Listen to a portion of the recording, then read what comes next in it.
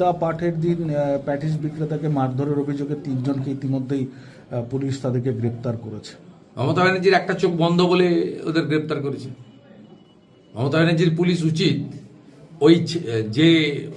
ওই আপনার ননভেজ বিক্রি করতে গেছিল ওখানে এবং মিথ্যে কথা বলে ঢুকেছে, পরিচয় আড়াল করে ঢুকেছে, তাকেও ধরা, তার বিরুদ্ধে তো এফআইআর হয়েছে।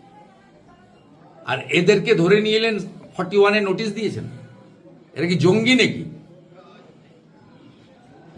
আর যখন কালী পুজোতে কাকদ্বীপে কালী মূর্তি ভাঙলো, তার আসামি গ্রেপ্তার হয়নি কেন?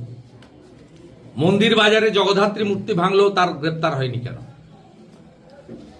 হনুমান মূর্তি, আমরা তো নন্দীগ্রামের সব হিন্দু এলাকায় আমি এই পোস্টারটা লাগাচ্ছি, কি করবেন আমি দেখি, হিন্দুদের কাছে আমি এই পোস্টার লাগাবো।